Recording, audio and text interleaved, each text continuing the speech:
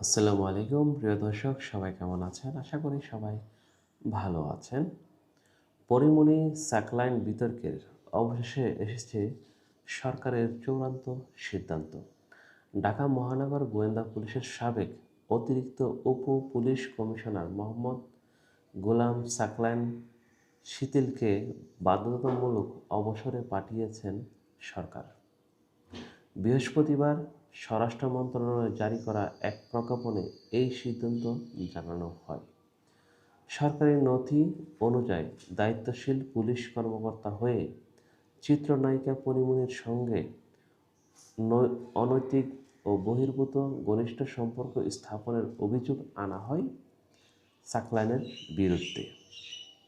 প্রজ্ঞাপনে বলা হয় বিবাহ বহির্ভূত এবং তিনি বিবাহিত এবং এক সন্তানের জনক হওয়া সত্ত্বেও পরিমণির সঙ্গে জন্মদিন উদযাপন, সরকারি বাসভবনে সময় কাটানোর সহ বিভিন্ন ঘটনার গণমাধ্যমে প্রকাশিত হয়। এতে সরকারের ভাবমূর্তি ক্ষুণ্ণ হয়েছে বলে উল্লেখ করা হয়েছে।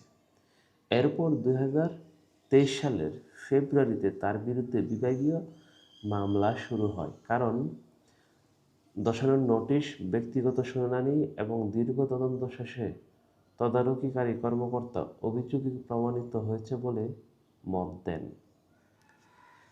কি বলবো ভাই, একজন এত বড় পুলিশ অফিসার, এই লেভেলে মানুষকে যেতে হলে অনেক পরিশ্রম করতে হয়, অনেক যোগ্যতা থাকতে হয়, অনেক মেধা থাকতে হয়। এডিসি সাকলাইন এই পুংটা বিড়ির ফান্দে পইরা তার চাকরি হারাইছে, তার কেরিয়ার নষ্ট হয়ে গেছে। এক নম্বর, সে সামাজিকভাবে মানে তার মান সম্মান হারিয়েছে। কিন্তু ওই পুংটা বিড়ির তার কিছু হয় না, পুংটা বিড়ির তার কোনো কিছু নাই।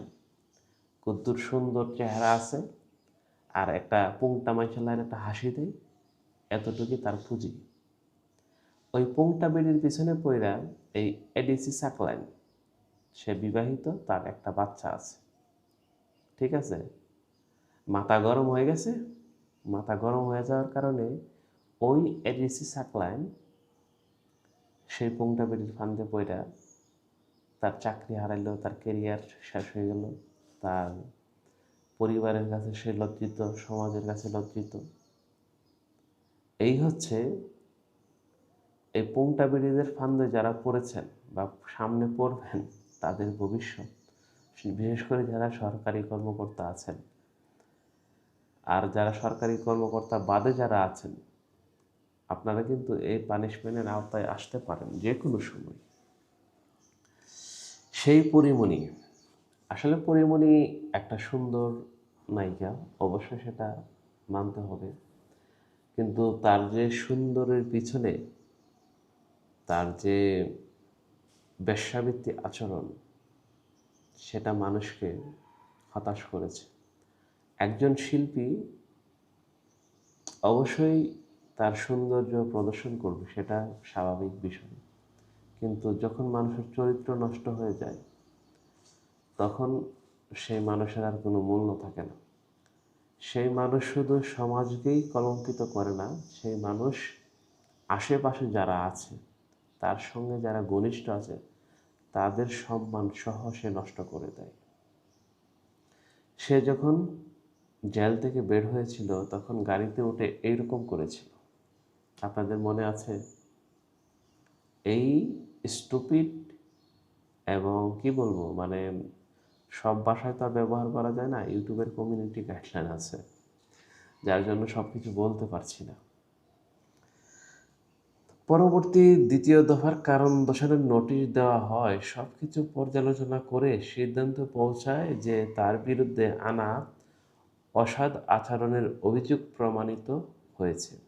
এটা তো প্রমাণিত বহুত আগেই হয়েছে, কারণ ভিডিও সবার সামনে চলে আসছে। এখন সাকলাইনের বিরুদ্ধে তো সরকার ব্যবস্থা নিয়েছে, কিন্তু এসব সরকারি কর্মকর্তাদের সঙ্গে অন্তরঙ্গ বা মেলামেশা করার অপরাধে তার বিরুদ্ধে কোনো ব্যবস্থা হবে না, এই পুংটা বিড়ির কোনো শাস্তি হবে না।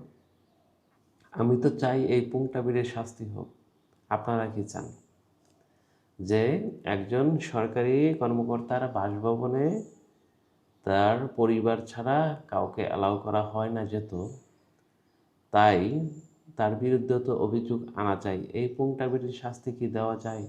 আপনারা কি বলেন প্রিয় দর্শক? আমি মনে করি যে তো তিনি এই বাসায় গেছেন, তার বিরুদ্ধে শাস্তি আনা উচিত। সাকলাইনের বিরুদ্ধে কিন্তু মূলত অভিযোগটা আনা হয়েছে সরকারি বাসভবনে অনৈতিকভাবে, মানে অন্য কাউকে নিয়ে আসা, সেটাই কিন্তু সবচেয়ে বড় অপরাধ হিসেবে গণ্য হয়েছে। সে যদি বাহিরে কিছু করতো, মানে সরকারি বাসভবনের বাহিরে, তাহলে তো সমস্যাটা একটু অনেকটা কম থাকতো, কিন্তু সরকারি বাসভবন ব্যবহার করার কারণে কিন্তু তাকে এই তালিকার আওতায় আনা হয়েছে। ফলে সরকারি কর্মচারী বিধিমালা অনুযায়ী তাকে বাধ্যতামূলক অবসরে পাঠিয়েছেন, শাস্তি দেওয়ার হয়েছে। প্রশ্ন হচ্ছে, এই সিদ্ধান্ত কি শুধু একজন কর্মকর্তার বিরুদ্ধে প্রশাসনিক ব্যবস্থা, নাকি এটি সরকারি কর্মকর্তাদের আচরণবিধি মেনে চলার বিষয়ে একটি সতর্ক বার্তা? হ্যাঁ, অবশ্যই। এই কথাটা হচ্ছে একজন সরকারি কর্মকর্তার বিরুদ্ধে এই শাস্তি দেওয়ার কারণে অন্যান্য যে কর্মকর্তারা আছে তারা কিন্তু এই সোজা ইয়ার মতো হয়ে যাবেন। আমরা দেখতাম ডিবি হারুন যখন ডিবি অফিসে থাকতেন, তখন আমরা পরিমণিকে দেখতাম, হিরো আলমকে দেখতাম, তারপরে এই নায়িকা অপু বিশ্বাসকে দেখতাম, তারপরে অন্যান্য অনেক নায়িকাকে দেখতাম যে তারা নিয়মিত ডিবি অফিসে যাতায়াত করতেন। কোনো সমস্যা হলে ডিবি স্যারের কাছে চলে যেতেন, হারুন স্যারের কাছে। ঠিক আছে? কিন্তু এখন তো ওই 5ই আগস্টের পর থেকে আপনি কোনো নায়িকাকে দেখছেন ডিবি অফিসে যাইতে? কোনো নায়িকাকে বিএনপি ক্ষমতা আসার পরে দেখছেন কোনো নায়িকাকে পুলিশ অফিসে যায়া, মানে পুলিশের অফিসে যায়া আজেরা পেছাল পারতে? তারা কিন্তু শুধুই চাইতো এই কাজগুলো করতো।